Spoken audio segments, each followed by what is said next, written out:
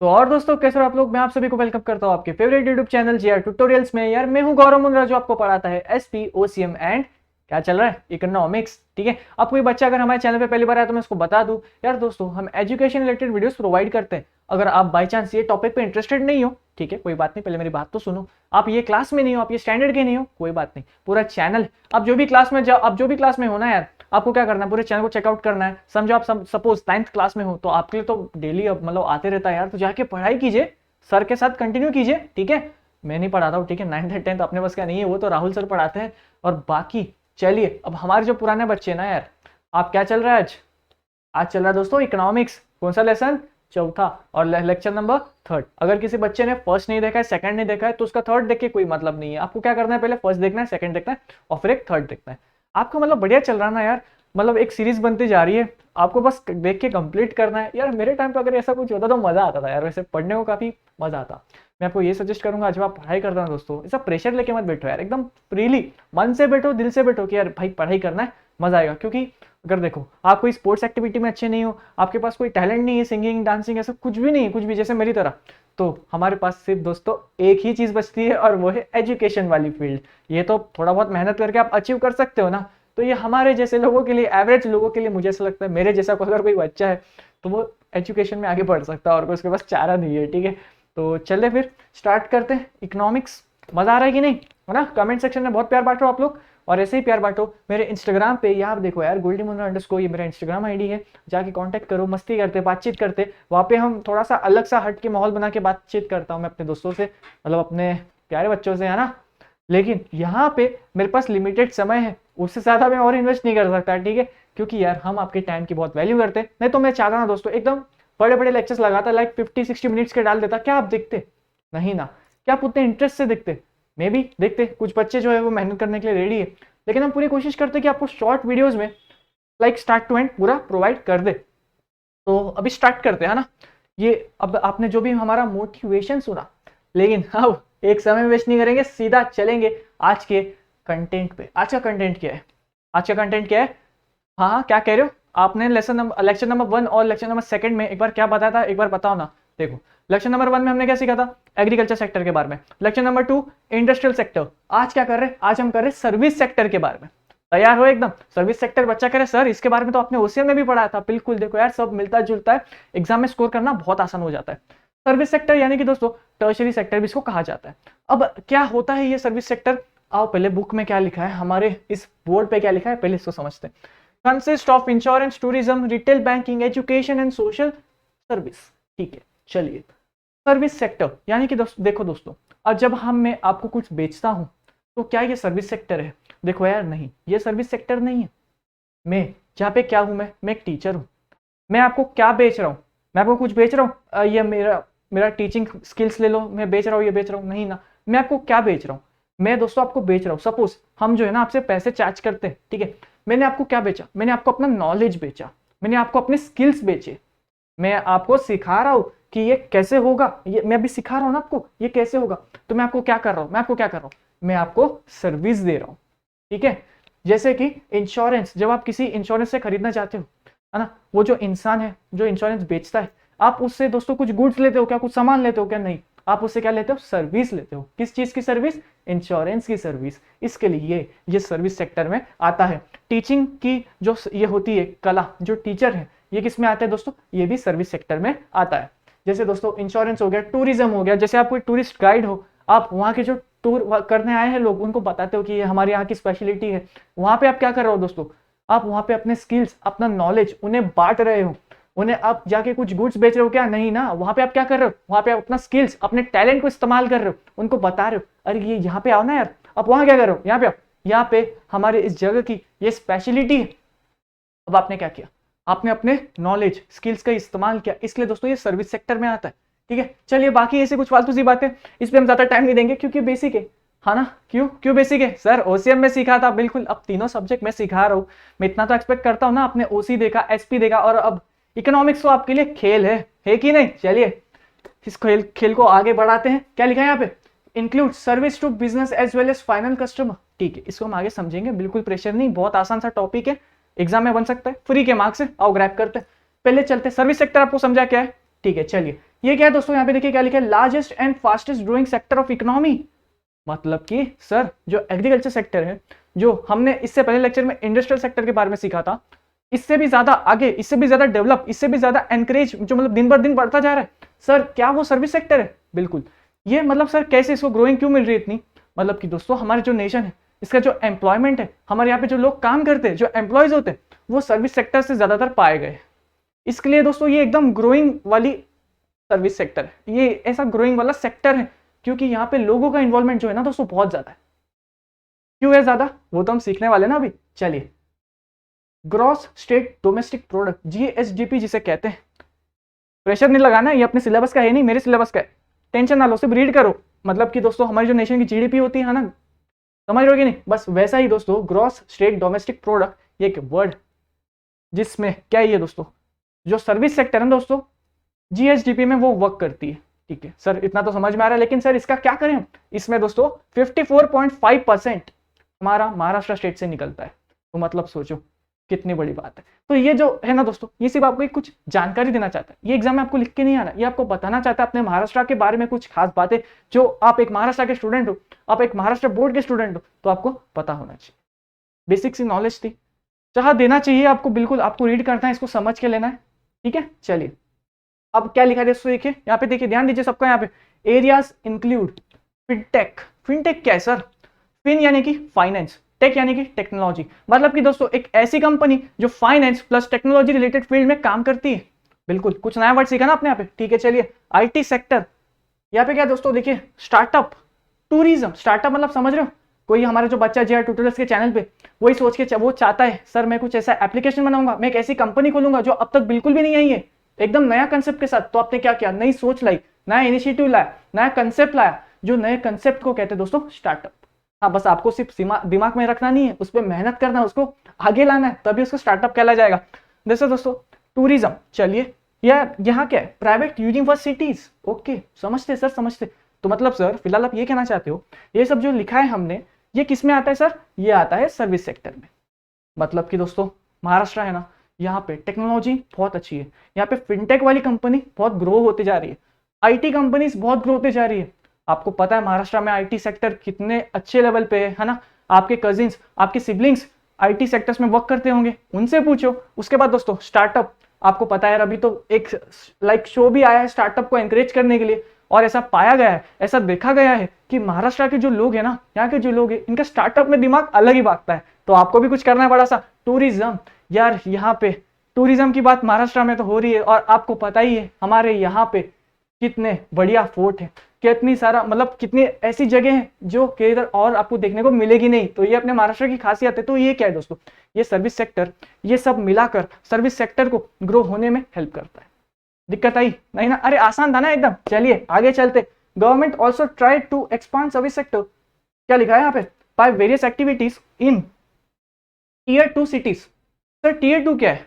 Tyre होता है क्या सर? अरे नहीं, टीयर 2 दोस्तों यानी कि देखो, अब एक सिटी, एक महाराष्ट्र है, एक इंडिया है, यहाँ पे क्या है ना दोस्तों, जो सिटीज है ना यहाँ पे, इनको एक लेवल दिया गया है, टीयर 1, टीयर 2, टीयर 3। अब तुम सोचो टीयर 1 पे कौन होगा? सर वही ना जो एकदम डेवलप्ड हो रखे। ये आप वैसी सिटीज की बात कर रहे हो? बिल्कुल, आपने ही आंसर दे दिया सर। लेकिन फिर टीयर 2 में कौन आएगा? टीयर 2 में टीयर 1 से कंपेयर किए गए थोड़े से कम डेवलप सिटी, थोड़े से कम, ज्यादा नहीं, लेकिन आप इतने भी डेवलप नहीं हो कि हम आपको टीयर 1 मान ले। ठीक है, और फिर सर टीयर 3 में कौन होते होंगे? जो एकदम भी डेवलप नहीं है, जो अभी मेहनत कर रहे, जैसे अभी आप हो, अब आप 11th में हो, क्या आपके पास अच्छा नॉलेज है? तो अब आप क्या हो दोस्तों, ग्रोइंग स्टेज में। तो मैं आपको कौन सा टीयर दूं? टीयर 3। देखा, अपने आप समझने की कोशिश करो। चलो ठीक है, अब देखो यार दोस्तों, यहां से एग्जाम से तो बनेगा नहीं, लेकिन यहां से कंसेप्ट स्टार्ट होता है।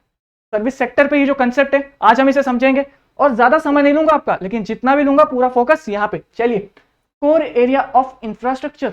बच्चा करे सर इंफ्रास्ट्रक्चर, ये तो सर आप मतलब किसकी बात कर रहे हो सर? इंफ्रास्ट्रक्चर जो हम इतने टाइम से बोलते आ रहे हैं कि मतलब जो बिल्डिंग हो गई, जो स्कूल वगैरह हो गए, जो हॉस्पिटैलिटी हमें प्रोवाइड कर रही है, जो हमें एंटरटेनमेंट वाली सर्विस प्रोवाइड कर रहे हैं, जो हमें रोड का हम इस्तेमाल कर रहे हैं, सर यही सब तो आता है इंफ्रास्ट्रक्चर में। बिल्कुल, देखो यार आप स्मार्ट हो, क्योंकि अब हम लेक्चर नंबर 3 पे आ गए हैं। ये सब बेसिक सी बातें हम इसको ऑलरेडी कवर करते हुए आए हैं, लेकिन चलिए फिलहाल थोड़ा सा इनकी भी बात मान लेते ना, और इनकी भी बात सीखते।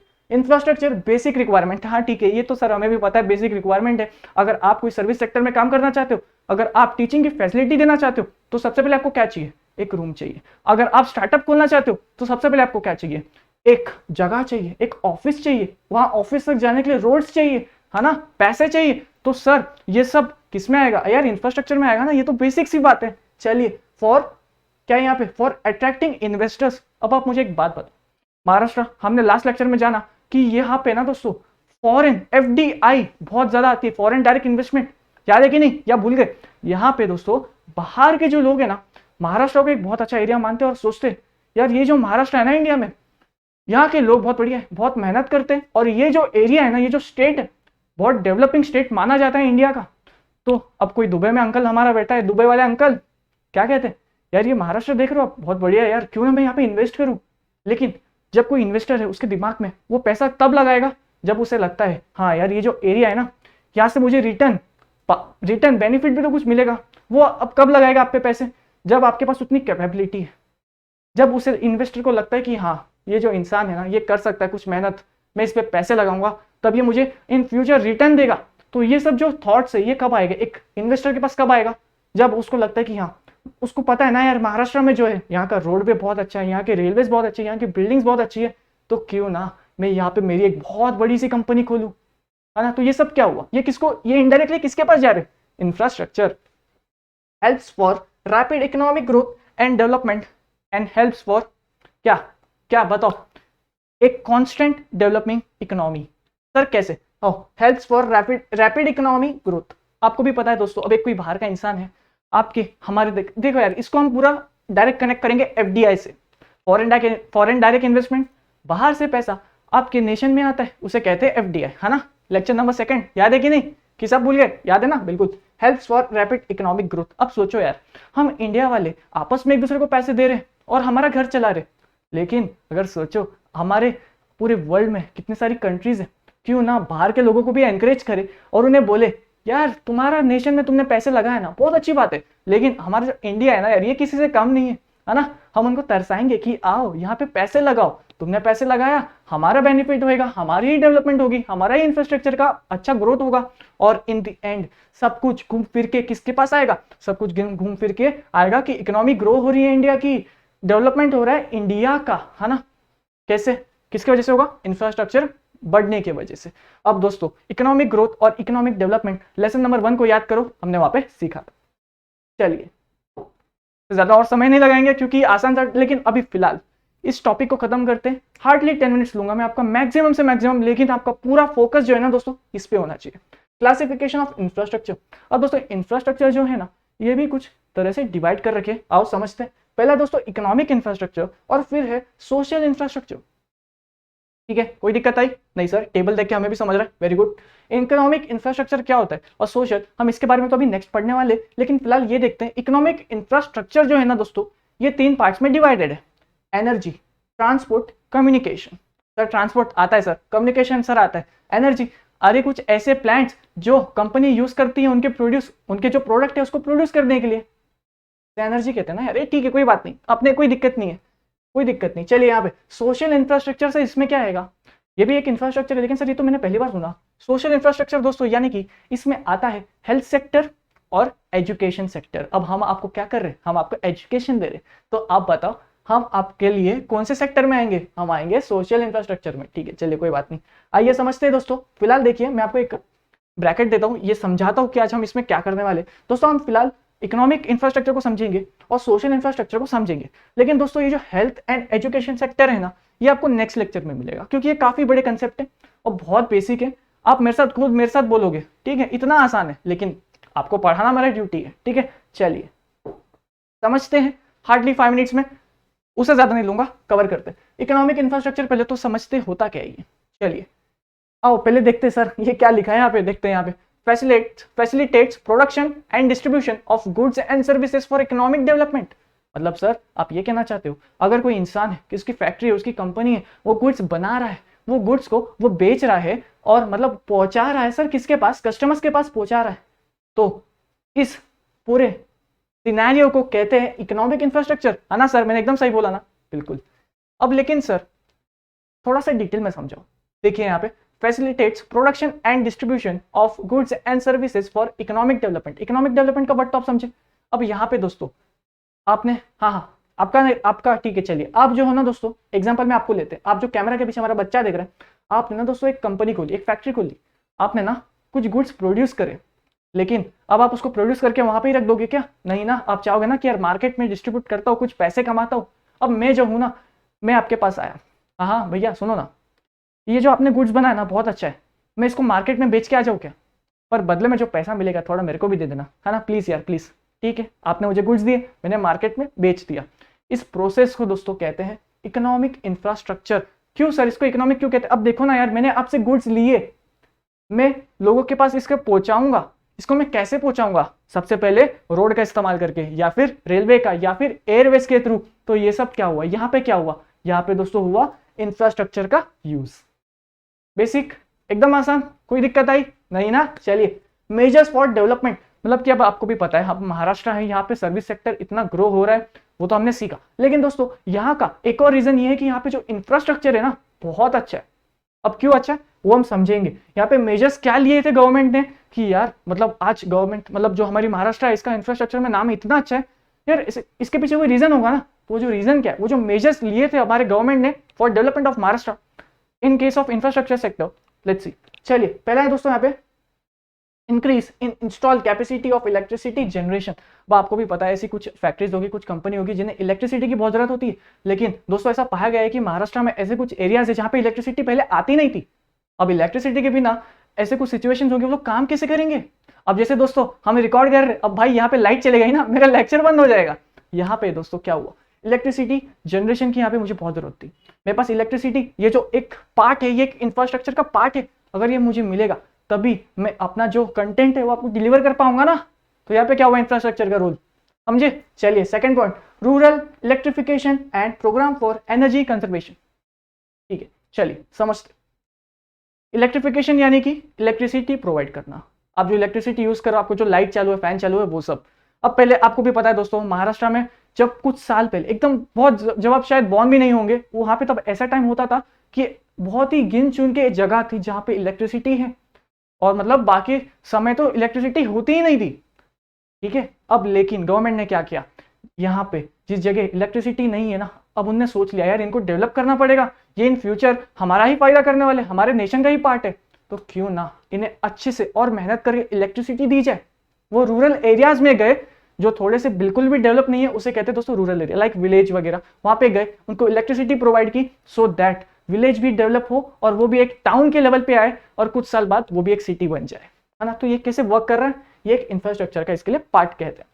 Direct benefit transfer scheme to LPG consumer in state, समझते।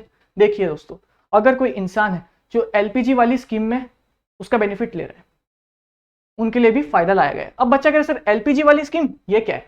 एलपीजी स्कीम हमें नहीं पढ़नी, इनफैक्ट दोस्तों किसी को पढ़ने की भी जरूरत नहीं है, ये एक स्कीम है जो गवर्नमेंट ने लाई है, एलपीजी स्कीम। अब जैसे किसी के घर में आता होगा एलपीजी वाला गैस, तो आपने क्या लिया यहाँ पे, आपने दोस्तों गैस जो है ये एक इंफ्रास्ट्रक्चर फैसिलिटी है, और ये जो फैसिलिटी है ये किस में आता है पता है? Economic infrastructure. मतलब कि दोस्तों देखो, अब किसी का घर है, उनने एलपीजी वाली गैस वाली सिस्टम वाली जो फैसिलिटी है, जो स्कीम है वो ली। अब उनके पास, आपको भी पता है, कोई गाड़ी आती है, एक ट्रक आती है, उसमें आपका गैस सिलेंडर होता है, एक अंकल आते हैं वो गैस सिलेंडर उठा के आपके घर पे आपको देते हैं, है ना। तो यहाँ पे क्या हुआ, इंफ्रास्ट्रक्चर का यूज हुआ। अब ये जो इंफ्रास्ट्रक्चर है ये किसमें कवर है? Economic infrastructure. ये एग्जाम में क्वेश्चन बन सकता है, आपको पूरे 7 के 7 पॉइंट लिख के आने हैं। चलिए फटाफट कवर करते हैं, अब तो 2 मिनट का काम है। रोड डेवलपमेंट प्लान, आपको भी पता है दोस्तों, अगर रोड नहीं रहेगा तो मतलब चलेंगे कैसे, उस पर जाएंगे कैसे, आगे बढ़ेंगे कैसे, है ना। तो बस गवर्नमेंट ने क्या करा, महाराष्ट्र के गवर्नमेंट ने रोड डेवलपमेंट में इनने बहुत सोचा, इनने ठान के रखा था कि भाई रोड्स जो है यही एक जरिया है लोगों को कनेक्ट करने का, है ना। तो हमें इससे तो डेवलपमेंट करना ही होगा। तो दोस्तों 2001 से 2021 तक हमारे महाराष्ट्र में 3.37 लाख किलोमीटर रोड्स अब तक बन चुकी है। देखो सुनने में कितना बड़ा लग रहा है, लेकिन तुम इसे इमेजिन भी करके देखो, मतलब कितनी बड़ी, कितनी सारी रोड होगी, है ना। मतलब कितनी, मतलब भाई साहब खत्म ही नहीं हो रही होगी। चलिए चलते, मेट्रो, आपको भी पता है मेट्रो जो है डेवलपमेंट प्रोग्राम बहुत काफी महाराष्ट्र है यार, मतलब दिन भर दिन यहाँ पे डेवलप होता ही रहता है। और मेट्रो रेलवे ये जो फैसिलिटी है ये भी यहाँ पे लाया गया, और जो सबसे पहला लाया वो था दोस्तों मुंबई से नागपुर तक की जो भी लाइक लाइन वहां पे लाया था, ठीक है। चलिए, पोर्ट डेवलपमेंट पॉलिसी। अब दोस्तों देखिए, जो भी मेरा एसपी वाला बच्चा है उसको भी पता है पोर्ट क्या होता है। पोर्ट आपको देखो, चलिए आपको भी बताता हूँ। अब एक समझो एक शिप है, आपको भी पता है दोस्तों, जो आपकी प्लेन होती है वो आके एयरपोर्ट पे रुकती है, जो आपकी ट्रेन होती है वो आके स्टेशन पे रुकती है, रेलवे स्टेशन पे, है ना। लेकिन दोस्तों जो शिप है, अरे छोटी बोट नहीं, बहुत बड़ी बड़ी शिप, ये कहाँ रुकेगी? इनके लिए भी तो कुछ बनाना पड़ेगा। तो इनके लिए जो एक फैसिलिटी प्रोवाइड करें, इनके लिए जो एरिया बनाया गया है उसे कहते हैं दोस्तों पोर्ट। तो महाराष्ट्र में भी काफी पोर्ट जो है, सी मतलब जो रिवर वाला एरिया है वहां पे इन लोग ने पोर्ट बनाया, जो ओशन वाला एरिया है वहां पे लोग ने पोर्ट बनाया, सो दैट ये लोग वाटर बेस्ड वाली ट्रांसपोर्ट को भी एनकरेज कर सके। अब ये भी किस में आता है? इंफ्रास्ट्रक्चर में आता है, और किसके? इकोनॉमिक वाले इंफ्रास्ट्रक्चर में। Very good. चलिए, इंटरनेट सब्सक्राइबर। अब आपको भी पता है यार दोस्तों, बिना इंटरनेट के आजकल क्या होता है। और इनफैक्ट ये जो आप लेक्चर देख रहे हो, कैसे, किसके वजह से देख रहे हो, किसके हेल्प के थ्रू देख रहे हो? इंटरनेट के। पहली बात तो ये, हमने ये जो लेक्चर डाला है किसके हेल्प के थ्रू डाला? इंटरनेट के थ्रू। अब बस वही बात है कि हमारी जो गवर्नमेंट है महाराष्ट्र की, जो हमारे लोग हैं टॉप नॉच लोग महाराष्ट्र के, इनने सोच लिया था भाई हम जो है ना इंटरनेट सबको देंगे, ठीक है, सो दैट लोगों का डेवलपमेंट हो। और इंटरनेट तो आपको पता है यार, बेसिक नीड्स वाली काम करती है आजकल। तो 5.45 करोड़ लोगों के पास इंटरनेट है, ये यहाँ पे कहना चाहता हूं। मतलब ये लोग दिन भर दिन बढ़ाने की कोशिश कर रहे हैं। इतने तो ये सिर्फ महाराष्ट्र की बात कर रहा है, इतना ध्यान रखना। चलिए, क्योंकि आपको भी पता है हम महाराष्ट्र वाला लेसन पढ़ रहे हैं ना, लाइक प्राउड महाराष्ट्रन वाला। क्योंकि आप महाराष्ट्र स्टूडेंट हो, आप महाराष्ट्र बोर्ड के बच्चे हो, आपको महाराष्ट्र की इकोनॉमी के बारे में तो आना चाहिए। तो बस इसके लिए ये लेसन को लाया गया है। हमने दोस्तों इकोनॉमिक इंफ्रास्ट्रक्चर यहाँ पे फिनिश किया। सोशल इंफ्रास्ट्रक्चर के भी दो पार्ट्स थे, हेल्थ और कौन सा था बताओ? एजुकेशन। इसको हम नेक्स्ट में कवर करने वाले, लेकिन फिलहाल एक शॉर्ट में सोशल इंफ्रास्ट्रक्चर को समझते हैं। हार्डली 1 मिनट लगेगा और उसको बाद में कर दूंगा आपको बाय बाय। चलिए, ये एक बहुत ही इंपॉर्टेंट कंसेप्ट है, उसके साथ ही साथ ये एक इंपॉर्टेंट रोल प्ले करता है हमारे नेशन के इकोनॉमिक डेवलपमेंट में। लेकिन फिलहाल हम किसका पढ़ रहे हैं? महाराष्ट्र के इकोनॉमिक डेवलपमेंट में सोशल इंफ्रास्ट्रक्चर का बहुत बड़ा रोल है, ठीक है sir. Improves quality of a human life. मतलब कि दोस्तों अगर आपके पास सोशल इंफ्रास्ट्रक्चर है तो अभी आपकी जो जिंदगी है ना बहुत ज्यादा अच्छे से चलेगी। बच्चा कह रहा है सर क्या बात कर रहे हो, ऐसा कौन सा इंफ्रास्ट्रक्चर लोग हमें प्रोवाइड कर रहे? सर प्लीज बताओ, आओ जानते। फिर ये आपकी जिंदगी को सिर्फ प्रोवाइड अच्छा एक लाइफस्टाइल देगी, उसके साथ ही साथ आपको दोस्तों एक पावर देगी। बच्चा कह रहा है सर कौन सा पावर? नॉलेज। आपको भी पता है दोस्तों, नॉलेज अगर आपके पास है तो आपके पास सब कुछ। तो बस यही आपको कैसे मिलेगा? ये आपको मिलेगा दोस्तों सोशल इंफ्रास्ट्रक्चर के थ्रू। बच्चा कह रहा है सर एक एग्जांपल दो यार, आप कब से कह रहे हो सोशल इंफ्रास्ट्रक्चर, ये होता क्या है सर? एक एग्जांपल दे दो, मैं अपने आप कनेक्ट कर लूंगा। सोशल इंफ्रास्ट्रक्चर इंक्लूड्स, अब आप अपने आप समझते जाओगे, एजुकेशन, हेल्थ ऑफ पब्लिक यानी कि वो हॉस्पिटैलिटी, उसके बाद दोस्तों हाउसिंग, ड्रिंकिंग वाटर। अब देखो यार दोस्तों, ये आपको जो पानी पीने का मिल रहा है, महाराष्ट्र में इतना अच्छा पानी मिलता है, तो ये जो पानी ये भी एक इंफ्रास्ट्रक्चर का आप यूज कर रहे हो, है ना। अब ये जो इंफ्रास्ट्रक्चर है ये किस में आएगा? सोशल इंफ्रास्ट्रक्चर में। आपको जो हम एजुकेशन प्रोवाइड कर रहे हैं, आप जो कॉलेज में सीखने जाते हो, ये किस में आता है दोस्तों? अब जो आपकी कॉलेज, आपकी जो स्कूल है, ये क्या है दोस्तों? ये आता है सोशल इंफ्रास्ट्रक्चर में। अब यहाँ पे देखिए हॉस्पिटल, अब कुछ बीमारी हो गई आपको या कुछ भी हो, कोई भी ABC रीजंस, आप गए हॉस्पिटल में, आपको ये हॉस्पिटल की सर्विस जो फैसिलिटी है ये कैसे मिली? ये कितनी बड़ी बात है ना। तो ये जो फैसिलिटी है ये किस में कवर होगी? सोशल इंफ्रास्ट्रक्चर में। अब नेक्स्ट लेक्चर में हम हेल्थ एंड एजुकेशन के फील्ड को बहुत डीप में स्टडी करेंगे और बाकी सारे जो छोटे मोटे कंसेप्ट है उसको भी खत्म करेंगे। और इसके साथ ये जो लेसन है, लेसन नंबर 4 ऑफ इकोनॉमिक्स, हो जाएगा फिनिश, ठीक है। अब आपकी क्या ड्यूटी है? जितना भी हमने सीखा क्या करना है? सेल्फ स्टडी करना है, ठीक है।